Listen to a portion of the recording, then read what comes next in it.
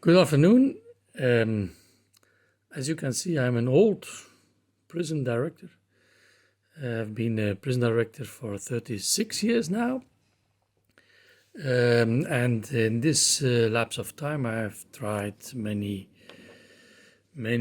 kinds of participation of society within prison walls, as many of my colleagues in this same lapse of time had done, since restoration and rehabilitation and so on are the new goals of our system.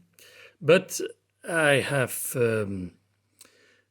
experienced that this participation of society within prison walls is a hard thing to realize. It's an uphill battle, in fact.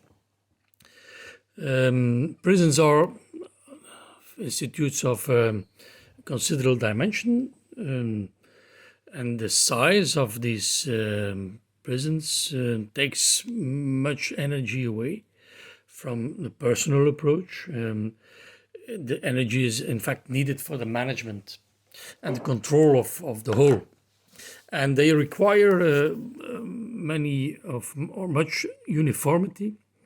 In this way, everyone who works or stays in prison is subordinate to rules and management processes, and they, in fact, mainly serve the institute and not the personal work with prisoners. In general, detention leads to a reorientation of the behavior focused on the sociability within prison walls, as I have been experiencing. Prisons are also carefully cut out of the outside world, and so prisoners don't have any face during their sentence, which makes it difficult for the outside world to welcome them after the punishment. In fact, we feed the idea that prisoners are dangerous individuals. So prisons have desensitized people in society on how to deal with conflicts. 12 years ago, I was confronted with a plan of my government, who was, of course, confronted with overpopulation in the prisons, as in many countries. And they decided to rebuild new prisons. But when I looked at the first models of these new prisons, they were in fact copies of the old ones. Copies of a 19th century model that is based on a certain philosophy of isolation and control. And in fact, this does not fit the 21st century penal ideas. They stress more the importance of reintegration and rehabilitation and restoration. But these new prisons were the same as the old ones. And that's when I started with an idea, and this idea became a movement, first in Belgium, and has been picked up by other countries. It is now an international movement, ReScaled, and this ReScaled movement tries to put a new concept of detention into the heads of our decision makers, into the heads of the people, into the heads of journalists, of academics. And this new detention model is in fact the idea of a detention house. This means that detention is based on three principles. And first principle is the small scale. That is not a goal in itself, but this small scale helps us to rebuild detention in a differentiated way. So we all know that prisoners do not require all the security measures that in fact are taking away much of the possibility to work with prisoners. And so when you imagine a detention landscape with different small-scale detention houses, and by small scale we mean 10 to 30 people, not more than 30, then you can imagine that you can differ, you can in the security level, and you can, in fact, you can improve security by that. But not only you can differentiate in security level, you can also differentiate in approach and in programs. We all know that prisoners have are very different from each other. So we propose to sorry for the interruption, as I'm recording in prison. Sometimes people need me. But I think I was explaining the principle of differentiation. So differentiation in security level, but also differentiation in programs and in the way we deal with prisoners. As we know that prisoners need different intensity and nature of programs. It makes a lot more sense to have small scale detention houses rather than putting all prisoners together in the same institutions with all kind of different needs, in fact. But the third principle is even more important than the two precedent principles of small scale and differentiation. The third principle is the integration of the detention house in a neighborhood. And in fact, it is a two-way integration.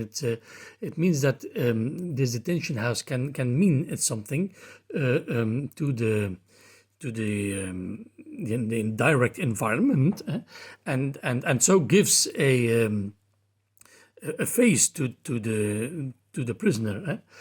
So you can imagine a repair shop, you can imagine a dog asylum, and many other things that could fill some needs of the direct environment, so that this detention is no longer a burden, but also brings something positive to society. And so this fits with the restorative way of thinking, I think. And then, of course, there is what the direct environment can mean for the detention house. The second dimension of this integration in the neighborhood. So we see that where small-scale detention facilities rise, that many volunteers, many neighborhood facilities enter these facilities, these detention houses. Because of course it's much more easy to enter a detention house. It's much more nearer. It has a face. It has a function than a prison that is, as I said, cut off of the outside world, and in fact is organizing alienation from punishment, alienation from restoration. So these three principles are, in fact, when they come together in one image, and that's the image of the detention house. Now, I can imagine that you all think that this is some kind of a dream, some kind of a weird dream, and does not fit the society that we live in, that is very security minded and is very repressive. But in fact, we are living in a society that is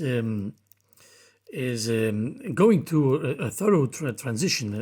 I think that the society never went through a more thorough transition than the way we do now, because we have been tending to, as a human race, tending to colonize our world and to expand.